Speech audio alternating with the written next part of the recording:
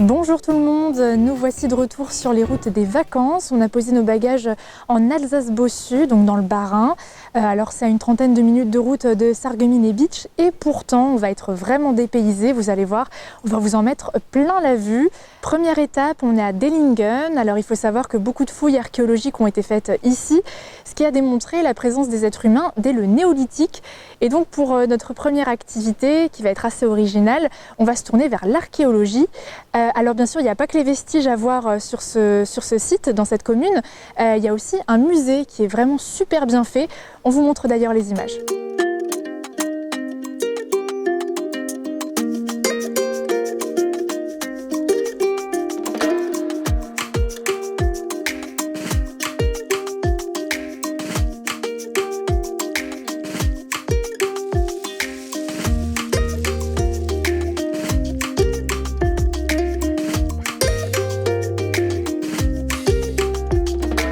Alors Mégane, tout à l'heure on était au musée pour voir un petit peu le travail de l'archéologue, mais ici on est où? Alors du coup ici on se trouve en fait sur la villa du Gürtelbach, qui est une villa gallo-romaine avec, c'est une ferme si vous voulez pour l'époque actuelle, avec ici la partie dépendance, la partie du propriétaire où le propriétaire habitait avec sa famille, et en bas la partie où il y avait les serviteurs et les animaux, c'était la partie dépendance. On a encore plusieurs autres bâtiments mais qui ne sont pas fouillés et c'est sur ce bâtiment qu'on va fouiller.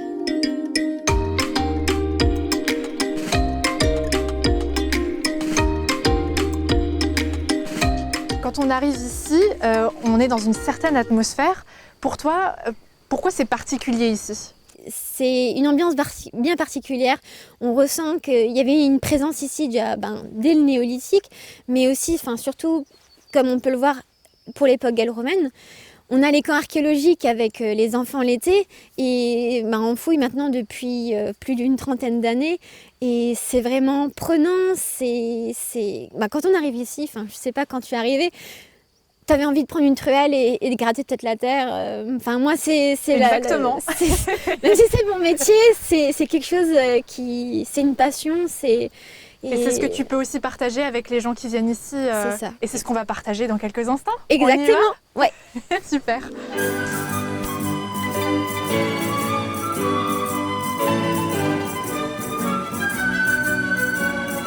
Et du coup, le but, c'est de gratter la terre et de suivre les différentes couches archéologiques. Donc on suit les différentes textures, on suit aussi le changement de couleur.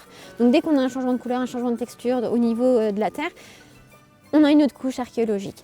Et du coup, le but en fait, c'est bien sûr peut-être de trouver des choses. J'espère.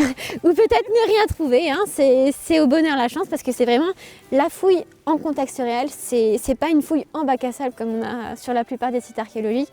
T'es archéologue d'un jour, comme moi, c'est mon métier de tous les jours, quoi. Eh j'ai hâte. Alors je te suis, tu me donnes les consignes au fur et à mesure alors.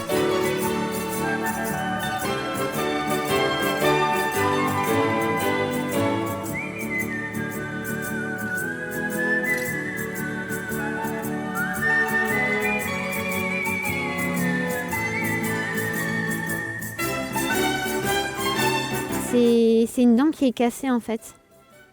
Un morceau de dent cassé. C'est une dent. Très certainement un bovidé, c'est une main assez important quoi. Une dent. Un fragment.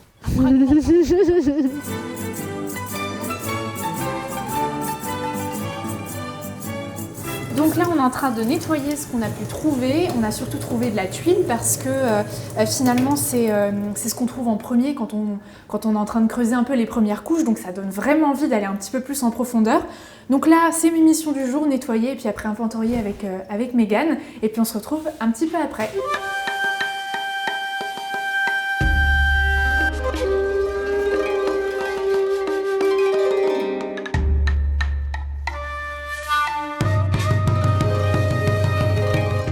Alors on a fait un crochet sur la route, on est au cœur de la forêt de Button. On voulait absolument voir un lieu incroyable, c'est la Heidenkirche qui se trouve juste derrière moi. Alors pour raconter un petit peu l'histoire de cet endroit, eh bien ça a été construit au XIVe siècle, en tout cas c'est à ce moment-là qu'on la date, et elle faisait partie du village de Birsbach, qui aujourd'hui a disparu parce que trop reculé pour accueillir une civilisation plus moderne. Alors il faut savoir que c'est des ruines qui ont été réhabilitées par une association en 1998 et des fouilles archéologiques ont été réalisées en 1911 ainsi qu'en 1950. D'ailleurs un curé a fait reconstruire une partie des murs que vous pouvez voir, mais selon sa propre imagination. Donc je vous invite vraiment à faire des visites guidées avec l'office de tourisme parce que là je vous ai donné que 10% des informations, il y a encore beaucoup de choses à dire et donc c'est l'occasion de découvrir cet endroit historique et religieux. Nous voici à Diedendorf où il y a un atelier avec une dame qui est là depuis 15 ans. Elle travaille le cuir. C'est des créations sur mesure notamment, donc il y a possibilité de trouver de jolies choses et des pièces uniques. Et il faut savoir qu'elle a 30 ans d'expérience dans le métier. Elle a notamment travaillé avec Hermès.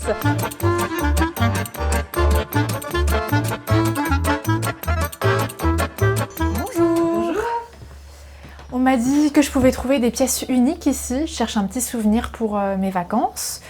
Donc apparemment c'est du sur-mesure, mais je vois qu'il y a une petite boutique juste derrière. Oui, c'est ça. Donc je peux vous proposer, je peux vous montrer un petit peu ce que j'ai là. Donc effectivement, je fais des pièces uniques sur les sacs à main, les portefeuilles, les porte-cartes, les porte-monnaies. Il y a même des petits bijoux, je vois. Oui, j'ai des bijoux ici, j'ai des petites bagues. Ah, c'est original. Donc ça demande pas mal de boulot malgré tout. Et petites coutures main pour tenir tout ça. J'ai des petits porte-clés. des petits porte-clés ici, j'ai quelques bracelets. Ah, un bracelet, ça me dit bien.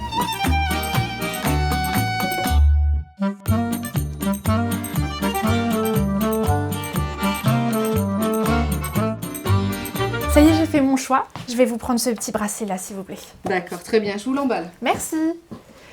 Et puis là, on était dans cette petite boutique pour acheter le souvenir et il y a encore des choses à découvrir dans cette journée, notamment notre logement plutôt insolite et on va voir ça dans quelques instants.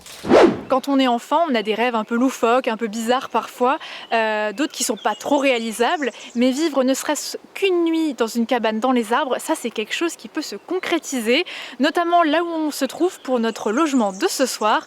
On va vous montrer les images, ça vaut le détour.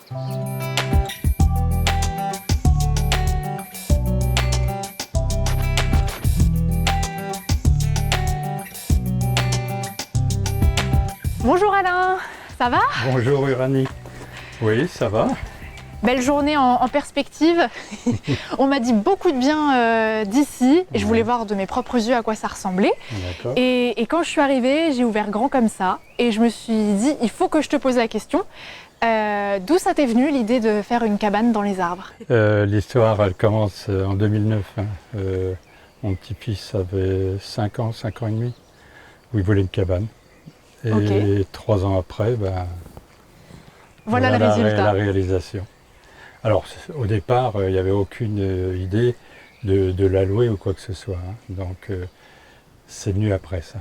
Ok, et donc une deuxième a été construite ensuite, oui, qui va avec le lot, si on peut dire ça comme ça. Exactement, mais la deuxième est plus parce que je ne savais plus quoi faire, je m'ennuyais.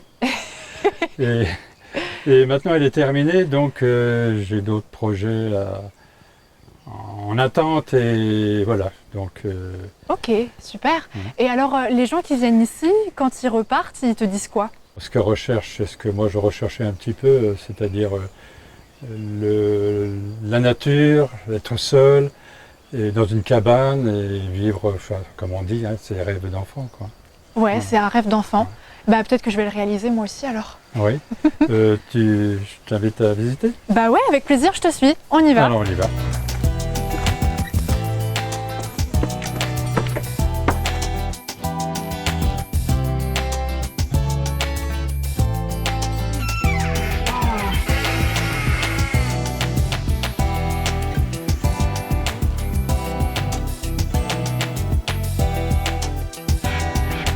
J'ai trouvé un petit jeu pour les plus téméraires et vu que j'aime bien les défis, c'est parti!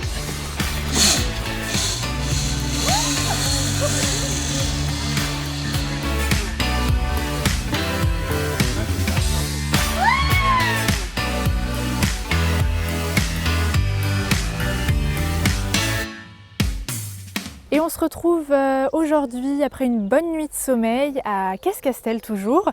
On reste dans la commune pour tester une autre activité, le géocaching. Alors si vous ne savez pas ce que c'est, eh bien je vous laisse le découvrir en images.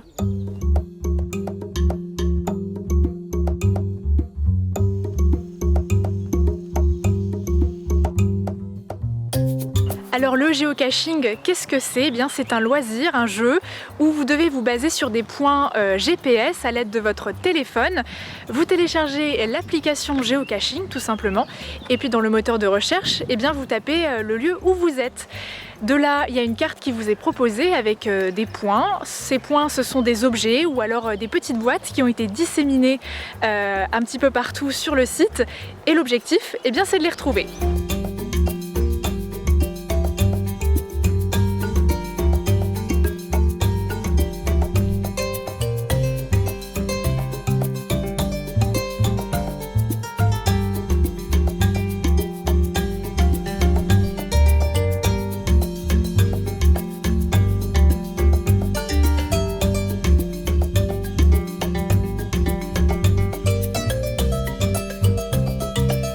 Une fois que vous avez trouvé un cache, n'hésitez pas à écrire votre nom sur le petit bout de papier qui se trouve à l'intérieur ou numériquement sur votre téléphone via l'application. Bon, moi je vais continuer sur ce petit circuit de 7 km et quelques. J'ai pas tout trouvé, hein. Je vais être honnête avec vous, il y en a, alors peut-être qu'ils ont disparu avec le temps, on ne sait pas, mais c'était plutôt difficile, mais c'est pas grave, je m'amuse comme une folle. Je fouille un peu partout et je vois pas le temps passer, donc j'ai envie de dire plutôt réussi cette activité. On va continuer et puis moi je vous dis à une prochaine destination et toujours en vacances chez vous.